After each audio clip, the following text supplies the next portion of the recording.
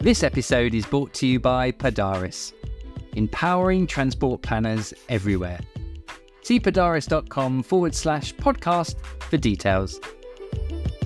Today's guest, co-founder and co-director of Buchanan Consultancy Engineers Limited with some 30-odd years experience, begins way back with a degree in civil and structural engineering from Teesside Uni in 1993. A graduate engineer retained following a year's industrial placement with Suffolk County Council until 1997, sees a move to Buchanan Consulting Engineers, attaining the position of principal engineer. 4 years follows at WSP's Cambridge Development and Transport team, reaching the dizzy heights of associate director until you get ditched to do what most of my guests this season have done so far and decide to go it alone in 2007. Well, not quite alone perhaps, but I'll maybe let you explain. Transport planning aficionado, and can I say all-round good guy, Rob Evans. Welcome to the show. Of course you can say good guy. Hi, Scott. I say good guy for many reasons, actually, Rob, but mainly anyone who tolerates my persistent hounding inside recruitment, or indeed this podcast, needs a medal, so thank you. Can I also a middle-aged man in Lycra too? To the headline, still a keen cyclist. To I see I was on your Strava profile for research today, and she wrapped up, was it almost or just over 28,000 miles on there, which is quite incredible. Yeah, but only over a lot of years, Scott. So it's not very impressive on an annual basis. You're not supposed to. You're not supposed to reveal that or tell everyone that. Rob Cannon, I'm gonna de-link from you now. And I'm not just a middle-aged man in Lycra. I've been riding in Lycra since I was 16. So there you go. Paint a vivid picture to all the listeners. Rob Cannon, not highly unusual, but not a common name either. What's the backstory behind the name Buchanan Consulting Engineers? Oh, the backstory to Buchanan. You know this already, and many do. And it comes from Buchanan, because, of course, all we've done is just remove the BU and change the spelling, of course. And Rick and I, co-founders, we can't claim responsibility for that. That comes down to Patrick Gurner, who we started with at Buchanans, who was a founder of Buchanan Consulting Engineers. So, yeah, not even our idea. It all goes down to Patrick, but we ran with it because it is a good story and it's depersonalised. It's not our names above the door, and we quite like that because that means others can play as well. Yeah, fine. That sounds great. Buchanan, though, that's a sort of story I've heard before. A few, I think, have risen from those ashes. Something in the water over there, maybe. What's that story? Definitely something in the water. I mean, there's a good few of us now who've formed our own businesses out of starting at Buchanans. Not all of them had the idea about Canon, of course. Odyssey, Arden. Some of the guys who've gone elsewhere since. But then you have to look at the industry as a whole. I mean, an awful lot of us in the development planning field come from a very similar background, and the family tree is fascinating and actually something that ought to be celebrated at some stage. You know, RPS, iTransport, TPK, all companies in the back. Some of them have disappeared now. TPK were bought by RPS, but all of these guys all had their founding and start in the sort of late 80s, early 90s, and they all know each other. And I quite like that. I think we should celebrate it, personally. Maybe then your golf day, maybe? Oh, crikey. Yeah, who's going to organise that? Who's got time to organise that sort of stuff? Scott, who's got time to organise that? Maybe. But hey, listen, what was the trigger back in 2007 to set up on your own? I wasn't going to ask this question, but what was it sort of that gave you the push in 2007 with your co-director, Rick Topman, of course? WSP, pretty strong firm with a reasonable offering, aren't they? What was the trigger? It's a really difficult one to answer because, you know, I mean, Rick and I have been knocking the idea around. I've been there, as you say, 4 years in at WSP.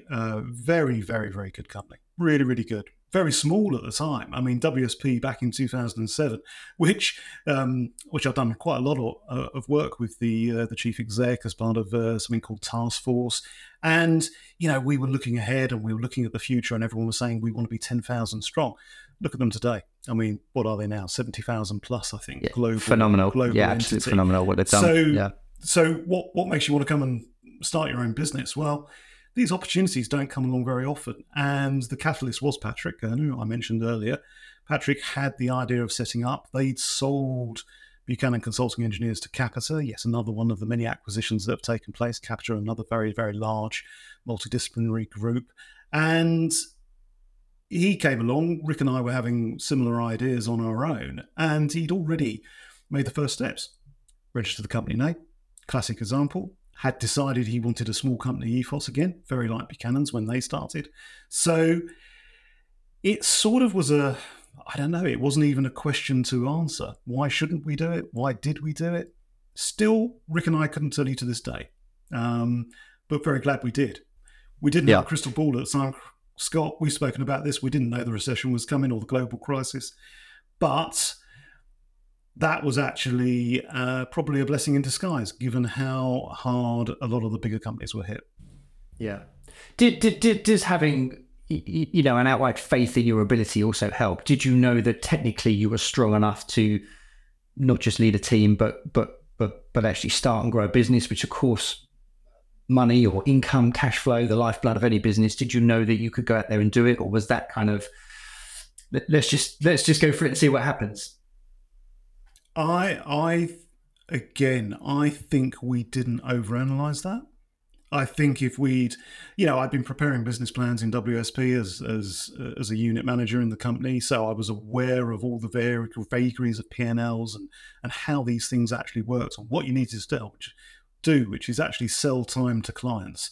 Sell time based on your ability to achieve their objectives. And I'd say, that confidence was something which came during my time at WSP, advising clients, getting results for them. We wouldn't have known that we could form a client base. There's very, very sound reasons why contractually you can't go and tap up clients immediately.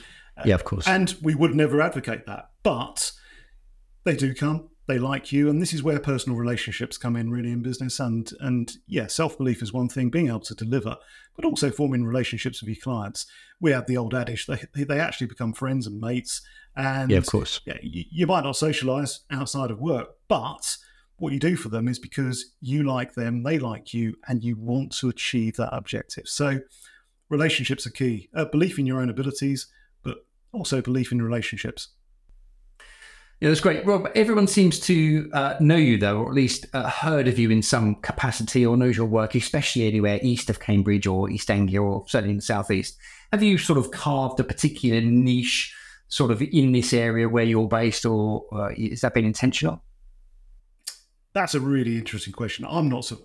I'm surprised everyone knows me or knows of me. But then in the same vein, I know of people in other companies who do what we do. And I might not know them, but I certainly know of them because it's a fairly small, select sector in the industry.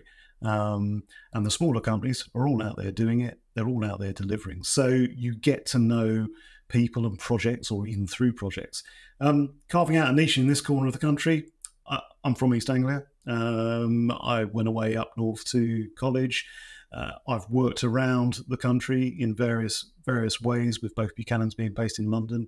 Your clients will ask you to go where you need to go, but invariably you have a local patch. You have a local patch where your knowledge is best. You have a local patch where your understanding of the offices you're dealing with, the councils that you deal with on a day-to-day basis, is at its best. And, dare I say it, any projects in and around my very local patch, you know the geography. And geography is sort of key to what we do, really, which is why we see so many geographers coming into the industry. Fine. All right, well, listen, let's just go back a step if we can. The introduction to transport planning, or in your case, engineering in your life, where did that come from? Is there a parent influence, an old tutor or a teacher? Why this industry? Again, it's another one of those hard to ask questions, really. How do you end up going into the career you go into? I was always into drawing, technical drawing. Technical drawing was a big thing. Used to love aircraft, wanted to join the RAF as an engineer, didn't necessarily want to be a fighter pilot.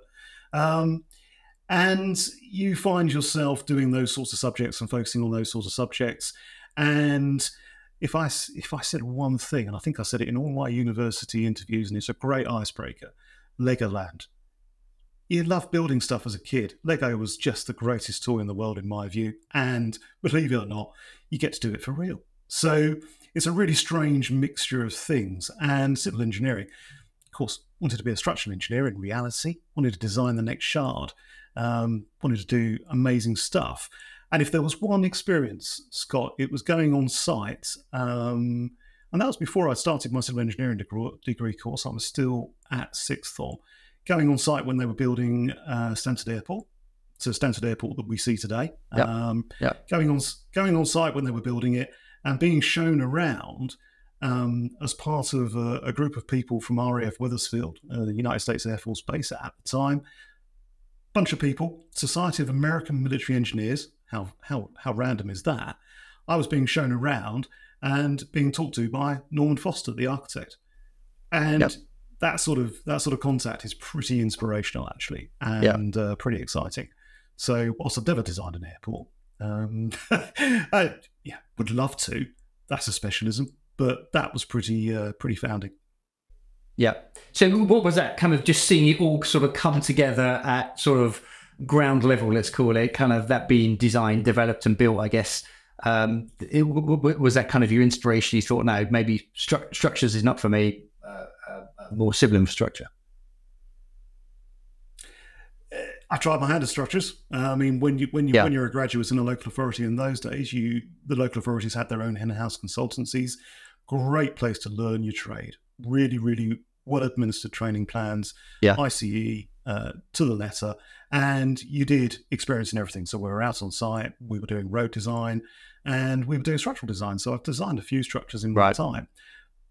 But the real transition into what we do as a career today is very, very different in a way. And in the early 90s, one of the many recessions that affected the construction industry, good time to actually have a guaranteed job through placement, which is why I would encourage anyone who's going to try and get into a degree in civil engineering is do a sandwich course, go and get some practical experience on the ground, get an employer who might offer you a job at the end, because once you have a guaranteed place, you're on course. But of course, recession and a huge transition into what we now know as sustainable transport and wanting to reduce reliance on the private car saw a big transition from road design and road building into transport studies.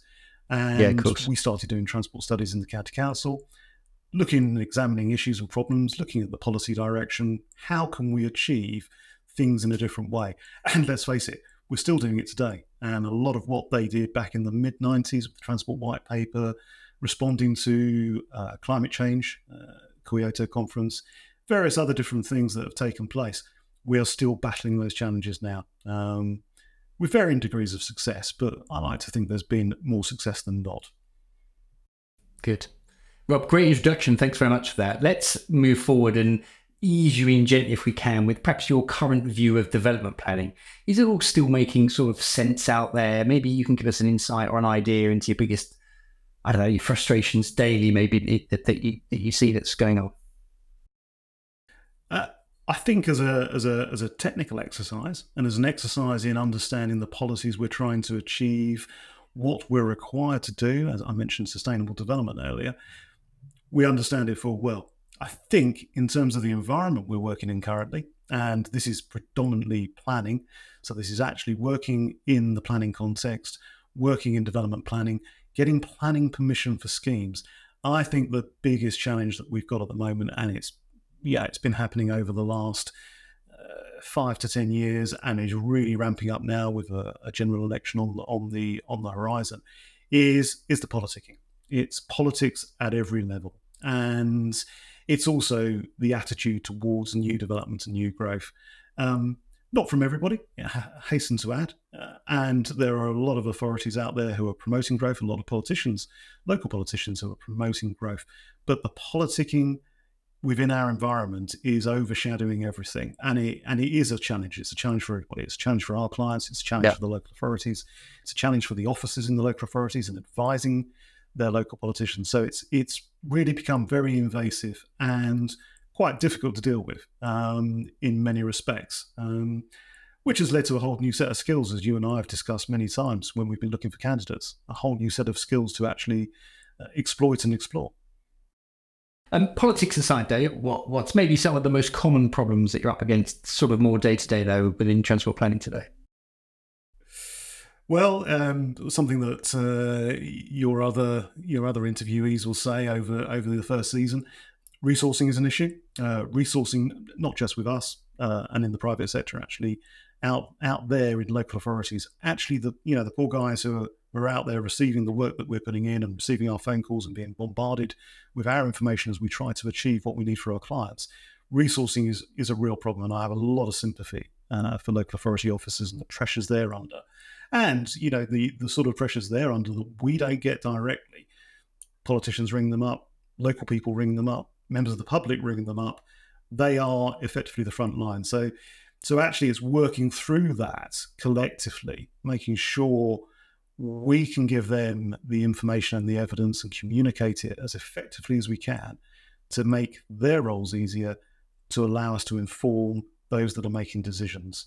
And as a side issue, those that are affecting those decisions, the public who are influencing the local politicians. So it's a bit of a mixed bag, really. But the one takeaway from that would be effective communication, turning what can be quite a technical, in many respects, and dry subject into something that actually engages people and makes them think, and something where they might not always agree with you because they generally don't want to see you, but they can actually understand what you're trying to do and things that you're trying to improve as well.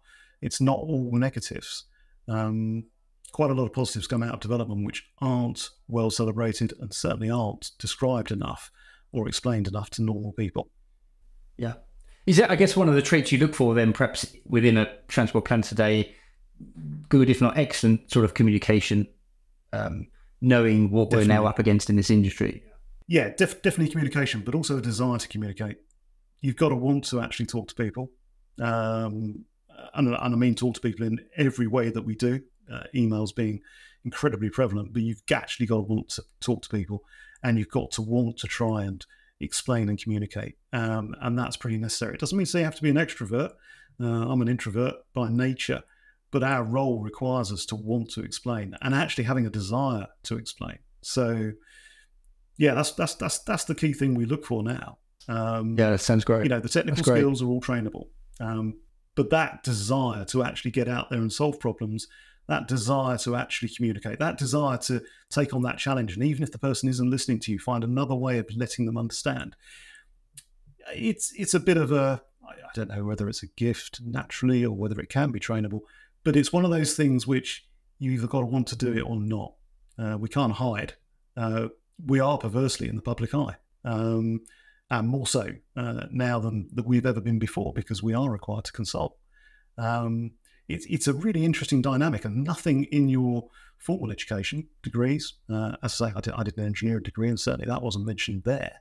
But in your transport planning degrees, there has to be some emphasis on that and some training, I think. It would be really good to see that. I put my hands up. I don't know what the content of those are. It's a long time since I stopped doing formal education with an MSc in transport planning. So, and that didn't really have a module on communication and consultation. So, yeah, I'd like to see more of that. This episode of Practical Perspectives is brought to you by Padaris. Planning, engineering, and stakeholder engagement seamlessly integrated into the cloud. To discover how Padaris is helping the likes of Arup, WSP and Sistra plan smarter, faster and more collaboratively, head over to padaris.com/podcast today. What's one thing any perhaps lesser experienced, if that's the right phrase, Rob, any less experienced transport planner needs to perhaps understand or adapt to quickly in today's market to maybe excel at or stand out within their career? Adapt too quickly. That's an interesting one. You come out with some theory, and putting it into practice can often be very, very different, especially when you're facing a lot of variable challenges. I think the biggest thing to adapt to is working in an environment with lots of different consultants. Every team on a development, there'll be the ecologist, the tree guy, the architect, the master planner. There might be both. There'll be other engineering disciplines, and the client themselves, who's jack of all trades, but master of actually building houses and getting developments through and selling land and developing the scheme. You've got to be really, I think the key thing, you've got to be interested. You've got to be really interested in what you do. That would be the key thing you have to get used to. Don't just hide in your own discipline. Get engaged. Find interest in all these things. I mean, the archaeology stuff on sites is fascinating. Nothing to do with transport planning in brutal reality, but be interested. Be interested in the whole project. You'll be amazed at how often in a discussion, in a team environment, in a collaboration with master planners, with all the disciplines in play, that you shouldn't be quiet. You should be listening. You should be attentive. You should be looking at what they're doing as well, because all of that can come through. And very often they do ask you a question. If we're putting an access into a site, we need to understand the impact on trees. You then learn about root protection zones. You then learn about all sorts of weird and wonderful stuff, which you certainly didn't know when you were plugging away at detailed design standards or the sort of stuff we plugged away at in modules in courses. Yeah, so be interested. I think that's the key thing. Get in, be interested in everything, be interested in your local context, be interested in finding out about stuff. So one more thing I'd add is actually don't be afraid to just research things in and around where a site is. You'll be amazed at the knowledge you can pick up from other decisions that have taken place, other developments that have come forward, reading other people's work. We all do that, and we all borrow really good stuff, and we all share methodologies, even though we probably don't admit to it. And there's some really good things out there. Read the parish council minutes of the village that your development is in or the town. Understand the pressures that these people are under and the things they're trying to actually battle. Because if you can help them and if you can provide information that helps them, then you're going to achieve your client's ends. So yeah, be interested. That's my key thing. Be inquiring.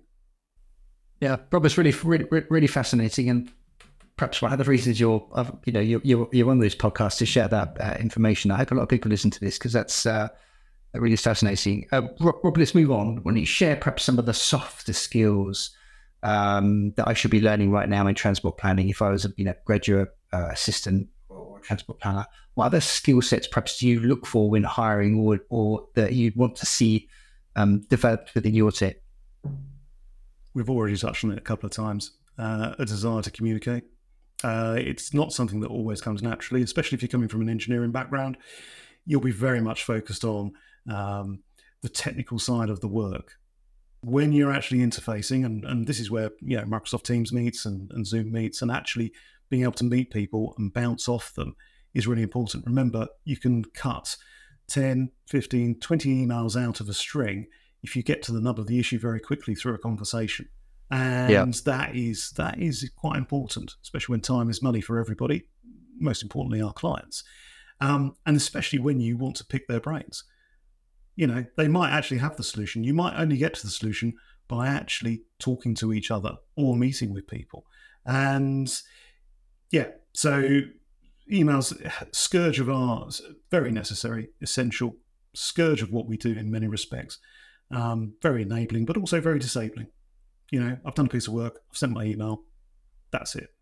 Actually, you could have saved yourself a lot of time if you'd have picked up the phone to them and actually spoken to them. And I'm sure those of a generation who started when we had drawing boards and pencils and pens and the telephone and something called a fax machine, which was used very rarely because they were rubbish, we sort of understand that, and we sound like dinosaurs. And that's where engaging with the new generation through Microsoft Teams and everything else can help.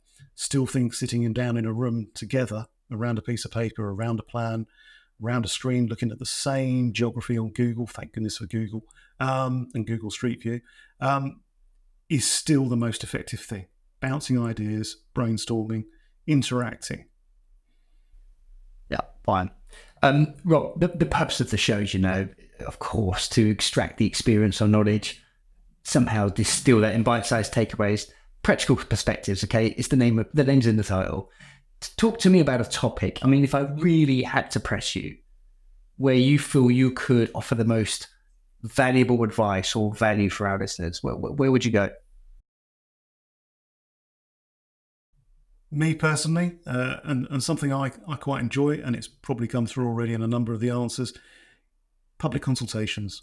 How we go about public consultation, it's a thing we have to do. It's a thing we didn't have to do necessarily. It's a thing that was definitely shied away from, and certainly shied away from in terms of having guys like us, technical disciplines, part of the overall team with the architects, the master planners, and the ecologist, standing in a room fielding questions from the public about a development, which they very much don't want.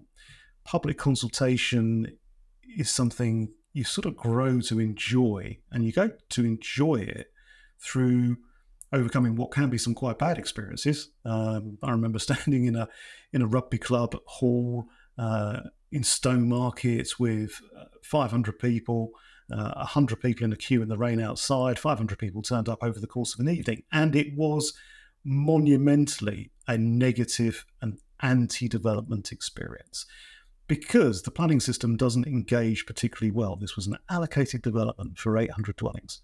Actually, it was allocated for more than that. They were going to build on the rugby fields, and that was the thing that most people had a grudge about, and I certainly had some concerns about. But the thing that was most surprising was how unaware they were of what the planning system was doing. So this is ordinary people who are going to have houses built behind their houses, often with their back gardens backing onto a new development. And they are naturally antagonistic, they're naturally confrontational, they're angry. And empathizing with them is really important. It's really important to see their view. It's really important to understand their view and to have some sympathy with that, whilst explaining how the system works. And very often you have to explain things which you didn't think you were going to have to explain, which is why, linking back into what I said earlier about being interested in everything to do with a project, you have to have that understanding of how the planning system works.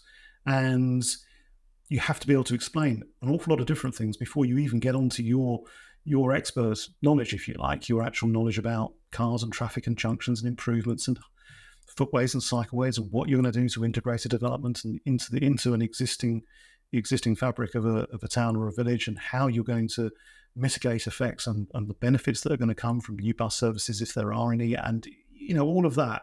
Before you even get to that, you very often have to start with people. So for me, I think that's an area we've all found ourselves in without very much training, in fairness.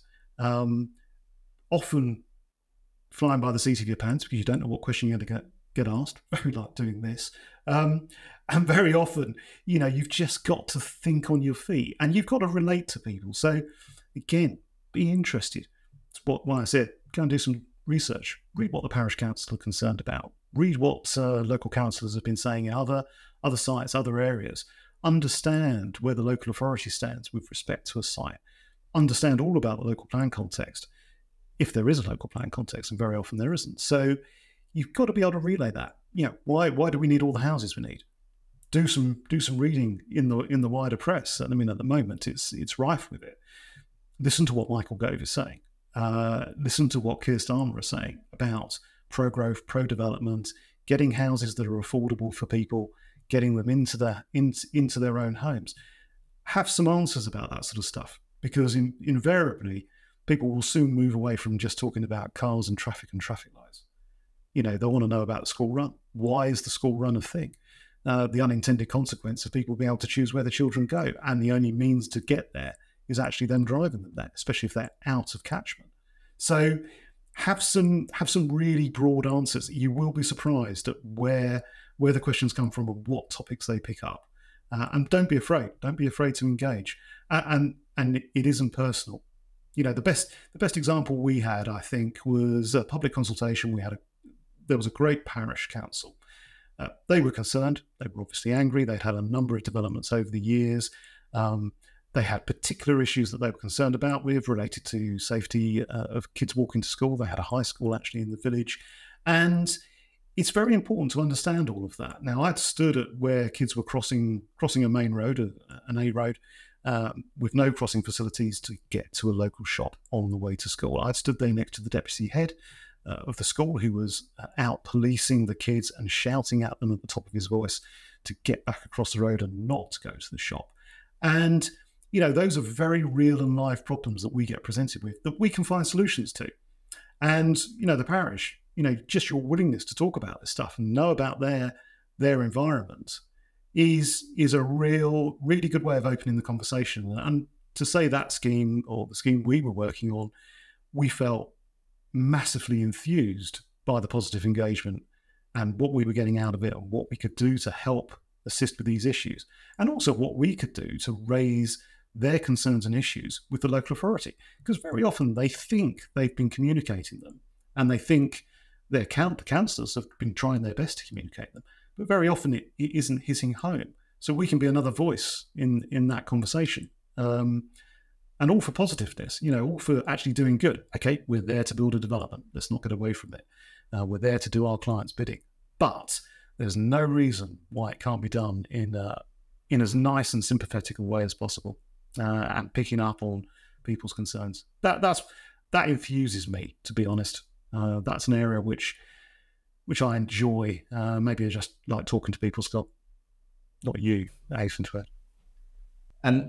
Rob, that's great. Rob, just now tell me something that not everyone in your position might know, or in fact be aware of, but should be. What's something that's perhaps often overlooked, perhaps something sort of technical or some regulation? What have you got for us?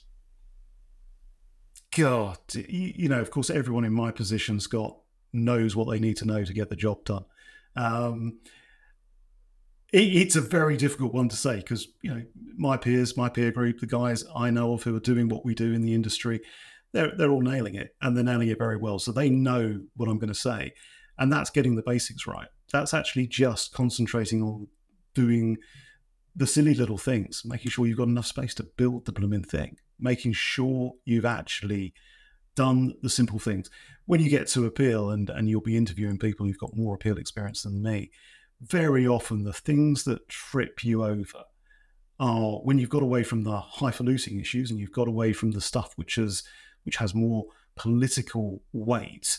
And there's a basic principle that's been overlooked, either in design terms and it might be something as simple as when you're looking at visibility in a 2D plane, really think about the 3D plane. I mean, we've been there where you can achieve 2D visibility.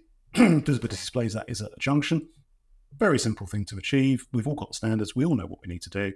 But if you can't achieve it because you're on the side of a hill, or there's a brow of a hill within your visibility display, because you're not looking at the vertical, and you might not have that information available at the time you're doing a planning application, because there's only so much work that you do at that stage to prove the principle. That's why you need to get out on site. That's why you need to visit the area. That's why you need to know the local context. It's why you need to actually be looking for these things. So, yeah, it's not really a lesson that none of my senior colleagues or peer group won't understand fully, because we've all been there when we've probably missed it as we've been working our way through the career. On that though, Rob, how do you spot someone? How do you spot a highly competent transport planner? How do you know when someone's doing the job well? What are the signals you've seen over the years? You must have employed a good handful of people, and I think success, as I always say, leaves clues. What are the common signals you're seeing? I think again, it hits on what I've said before. People that are genuinely interested. Now, so if I were looking at a fresh grad coming out of university, you want someone who's not just fallen into it. Yeah, and that can happen. In fairness, that can happen. Transport planning is now an avenue open to many people that are not from an engineering background, from a geography background, do an MSc in transport planning, do a transport planning course as opposed to an engineering course, and it's a great background to get into it, but you have to be interested. So that's what I'd look for, really. I suppose that inquiring mind, someone who's coming with examples, someone who comes to the table. They're not just talking about their CV. You want to know what their outside interests are. You want to hear them communicate.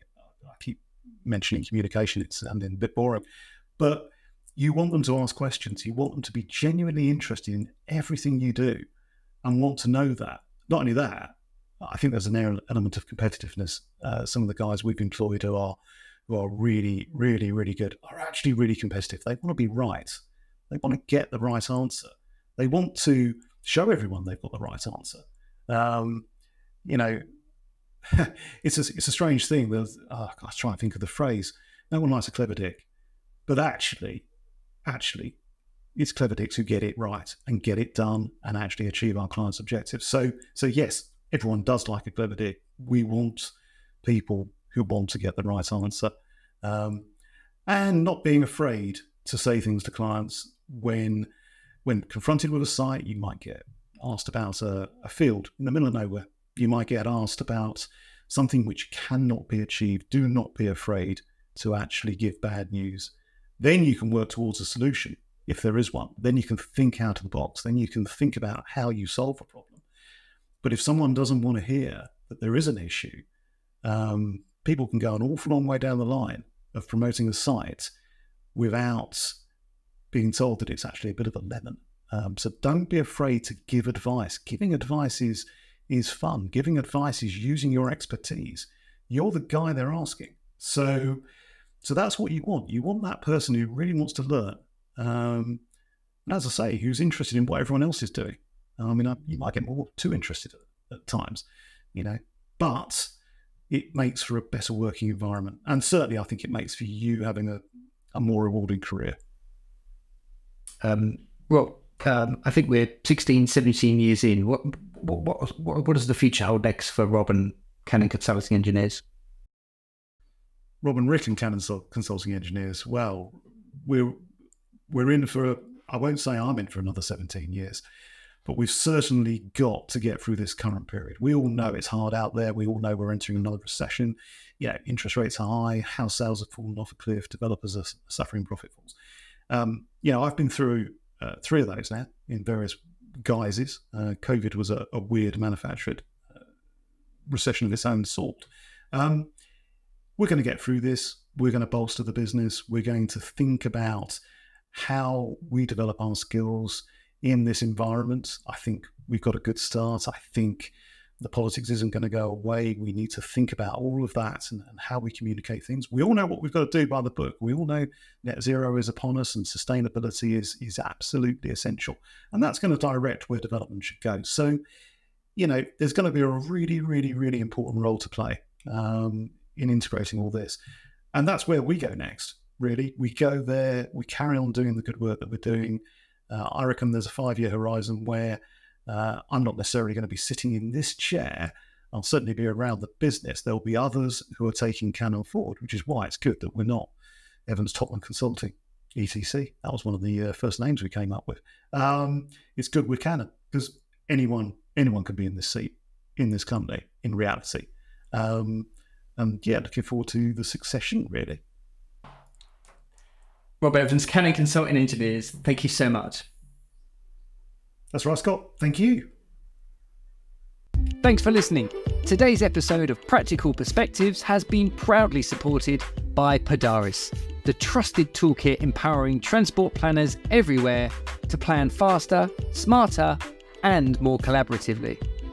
Experience the future of transport planning today at padaris.com/podcast.